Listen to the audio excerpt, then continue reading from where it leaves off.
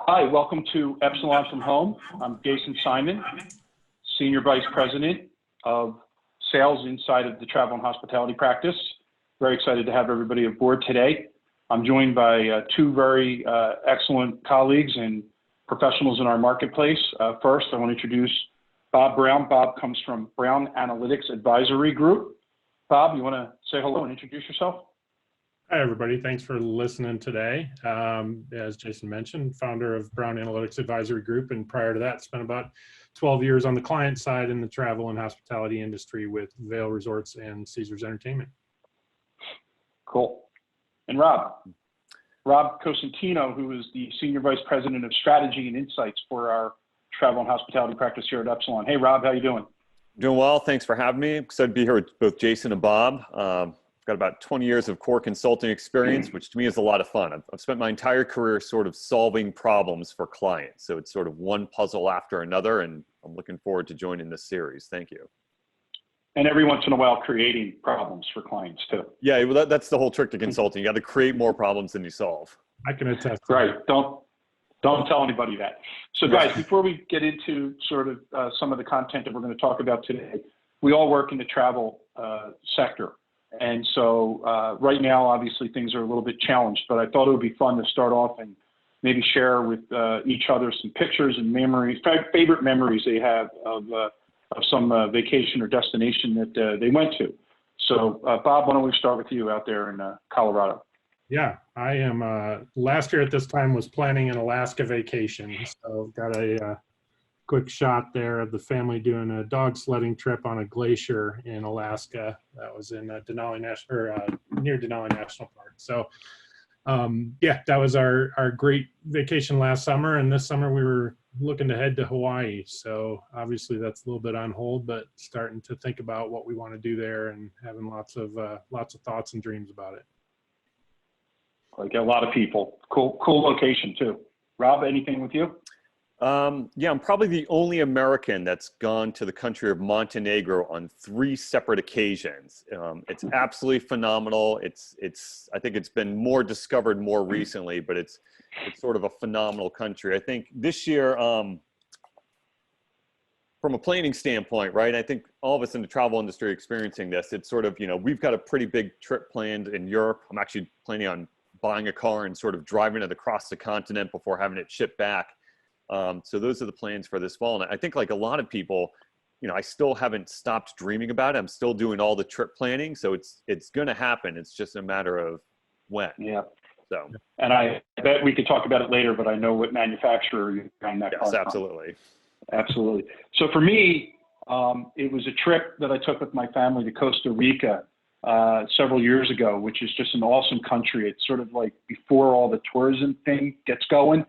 And I caught a fish, a mahi-mahi, and my children were with me, and they still tell me to this day, despite their being born and my getting married, they think this was the greatest day of my life with that fish. And they will tell you about how I walked around with a smile on my face for the rest of the trip. So no, it's good. I mean, it's good to talk about that aspirational stuff because a lot of our clients and the people we work with in this industry obviously sell vacations, they sell travel, they sell all of these sort of components of what people are going to do with their recreational money, as well as, obviously the business spend. And so, it kind of leads to an interesting question as most of our industry isn't cruising, really isn't flying. Hotels aren't very full right now. It leads me to think about, well, what should we be doing? What should we be talking to our customers about? Yeah, I can pick that one up first. I mean, I think we related to our own stories, right? Like we haven't stopped dreaming. We're still dreaming, right? It's just, we're not quite sure when we're going to hit the road again. And I think more than anything else, I mean, this is the time, not to be sending a whole bunch of transactional promotional material. I mean, this is the time to sort of like keep that dream of travel alive. It's probably the best opportunity in the last 20 years for sort of clients and brands in this space to really focus on that very sort of like engagement or emotional related communications with their customers and their members. Yeah, I totally agree with that. Yeah. It's, nothing matters more right now than relationships. And we're seeing that in our personal lives as there's, connections are being formed and reformed as, people are are locked away in their homes. There's so many, Zoom conferences and video chats and things going on personally. And I think, for travel companies, you should always be pushing for that relationship side and the emotional connection with customers. But now more than ever, it's, that's the escape from reality. That's the refresh. That's the renewal that people are looking forward to.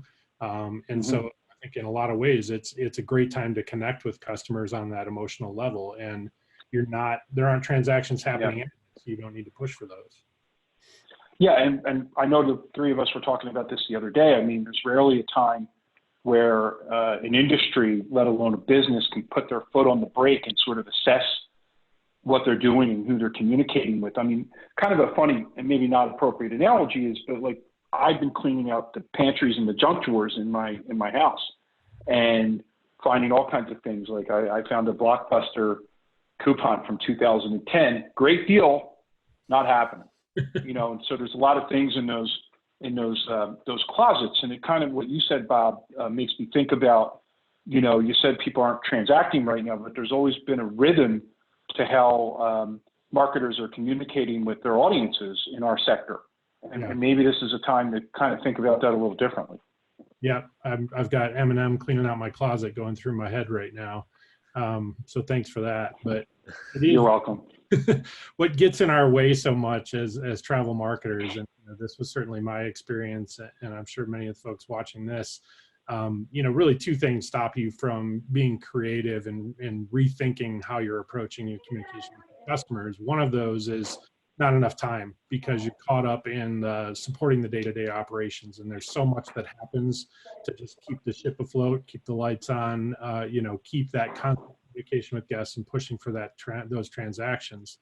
And then the other side of it is a fear of lost revenue. There's, we all have programs that we're attached to because we're afraid to let them go. And I think, this is a great time when, those things that haven't really been working, but you've been afraid to pull off of because of the revenue that's associated. You don't have people booking, or your booking volumes are way down at the moment. And then, teams don't have as much of that day to day. So, for a lot of organizations, I think it's a great opportunity to take a bit of a fresh start, look at and more design that, that journey-based approach to customer communications that you've been wanting to do. Yeah, it's interesting. Sort of, being on the vendor or the partner, the consulting side, it's interesting what you said, Bob, because we go into situations all the time and we usually ask the question, what's going out the door today? And everyone thinks they understand how they're engaging or touching customers. What happens is you start asking enough people and you find out that nobody's got that total view, right? So there's one great example where, they thought there was roughly 100 campaigns or programs going out the door. In the end, it turned out there were like 263. Right. So this stuff accumulates like the pantry over time. And I think you're right, Bob. People are just afraid of lost revenue. And right now revenue's flat. So it's the best time to sort of like clean out all that stuff, especially things that are much more transactional in nature. There's too much of that going out the door and customers aren't ready to transact. So it's time to clean house. Yeah. And I don't even know, Rob, if it's so much too about the idea that these programs, people are afraid to turn off the revenue. But I also think, in my experience running through the vertical for all these years, that maybe a new person came in and the program's always been running and it just sort of becomes part of the furniture, if you will, in the department. And that sort of leads it to this idea that we can't turn it off because it must mean something. Yeah. I agree. And there's too much data and too many KPIs out there, right? So I think the majority of people sort of focus, listen, there's enough data that you can rationalize whatever goes out the door. But I think mostly what happens is people are looking at pretty tactical data, usually at some sort of channel, campaign, or episodic level. And I think if you start looking at data in terms of how you're actually moving the needle at like sort of an audience as they interact across marketing and advertising, I think that's the best way to determine what should stay and what should go. Yeah, well, I think, there's always, I guess, what I've seen and experienced, there's so much of a focus on that, that bottom of funnel, the conversion, and to your point, Rob, on the KPIs and the metrics. When we're looking at revenue attribution, especially last click attribution, like those are all pointing towards the transactional communication. And so we get caught up in that cycle. But I think it is, again, back to where we are today, transactions are happening. So transactional communication isn't. So, thinking about the long-term relationship and how do you build that? Yeah, I mean, it makes a lot of sense. And I also think that the recipients of the marketing are probably attuned a little bit right now, to the type of content they're getting relative to what they're seeing around them in the real world. I mean, one of the things that, we're all from home right now. We're working in sort of a really unique environment. And so are the customers or the clients or the travelers or the guests. And so not only are they not going out and using the travel apparatus, but they're probably not thinking about it too much. So talking to them in a certain way is probably a little bit of an opportunity here to think differently about what people are doing versus those types of programs that have been sort of episodic or rhythmic in their approach. Yeah. Yeah. Rob, I'm curious how you think about the transition back. If you kind of take where we started, 2 to 4 weeks ago, in this crisis communication, to where we are right now, to some TBD point down the road when, things are open again and we're out of this. How do you think of like a, travel marketing team evolving through that communication from a strategy standpoint? Yeah, it's interesting. I think there's probably two things. I think the first thing we have to sort of recognize is, there's no one day, right? There's no day one. I mean, everyone's going to sort of be on their own schedule to get back. And so, Yep. You can look at things like, when shelter in place might lift or when people start flying again, but everyone's going to be on their own schedule. So I think the best thing marketers can do is try to pick up sort of data signals to determine when people start to exhibit intent again, because some people might get back on the road like us from a business standpoint, possibly late summer, but a lot of people from a leisure standpoint, I mean, they may not want to go out until, October, November, December. So I think timing's everything. And there's probably going to have to be some communication around the safety of their properties or their ships or their airplanes. I mean, that's, to me, going to go a long way to generating some of that confidence back to that sector of traveler who, like you and I and Bob, we're going to probably jump on the planes pretty quick when it's okay. But I think there's going to be an audience out there that is going to want to be reassured, and the brands have an opportunity now to connect a little bit more emotionally with their databases than they do right now, which may be more transactional to your point, Bob. Yeah. I also wonder, Bob, question for you, right? Because you came from a business that at times was very seasonal, right? So you essentially had a plan for the high season and plan for engagement during the low season, right? And that's essentially what we're experiencing right now, just not within a specific subsector of travel, but across the board. So what were some of the things you guys did from a low season standpoint to keep folks engaged? Yeah, I mean, it goes back to what we were talking about earlier. It's the relationship. I think during a low season or during this period right now for everyone, you're not going to drive those transactions. So, how do you get somebody in the summertime to think about a ski vacation, or in the wintertime to think about, their beach vacation, even while they're not ready to book it or plan it. And I think it goes to what you were talking about too with data and recognizing at an individual level, what is my booking time frame? Do I usually go 6 months out, or is it, 2 months or 4 weeks out, and talking to me about that, the correct content during that time when I'm in that mindset. And I think the smarter organizations can be about this, the better they're going to come out of it. It's an interesting time as we start to open the doors and travel again. I think there's going to be a lot of loyalty up for grabs. It's going to be a different market dynamic, and as there's going to be a lot of pent up demand to capture. And I think that the organization that can really resonate with people and connect with them, based on where they are at that point in time, is really going to reap the rewards of it.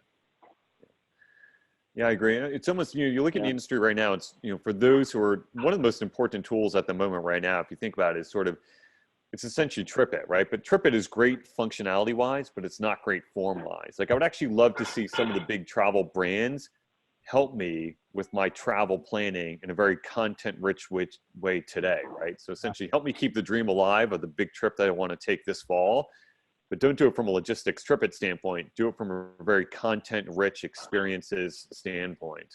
Yeah. And I've seen some great examples of the content rich dreaming from some different travel companies. What I'm still longing for is more of a personalized approach to that content. I'm here with a 10-year-old and a 12-year-old kid that are being, sort of homeschooled a bit by me while they're mostly just on their own doing God knows what. my travel patterns are this is what I like to do in the past. This is where I am. This is, how I might be affected by this economically. Like, I think there's a lot of data that's out there and available where, this streaming content can start to evolve to a bit more of a personalized streaming content. For me, the experiences I've had with your brand in the past, not just what you offer more broadly. And I'd love to see some travel companies, start to make that transition now. Yeah, no, this is great. I mean, I think this is a really important topic, and it gets back to where we started with this whole idea of like, hey, go in and clean that marketing pantry out, like rethink what you're saying. There might be programs in there that you've been running that aren't necessarily going to either A, resonate, or B, really are not that effective in terms of what they've been probably doing for you historically. And now, because everybody's in this same challenge, it's not necessarily like because you're doing this that you're going to fall behind in terms of getting your order, your ship in order. So, I mean, really good content today to kick us off with this Epsilon from home. A couple things before we move on today. First of all, you guys talked a little bit earlier about places you've been, but plans for when this is over? I want to get a haircut. That's the yeah totally. Yeah, I threatened my kid today with the razor, the shears. Yeah, we'll go crew cuts. Definitely. For that. No, but beyond that, like I mentioned earlier, looking forward to planning that Hawaii trip. I'm anxious to get to Las Vegas. It's I'm past due for a Vegas trip, and standing around the crowded craps table probably isn't a great idea right now, but I can't wait for the time. Totally, right.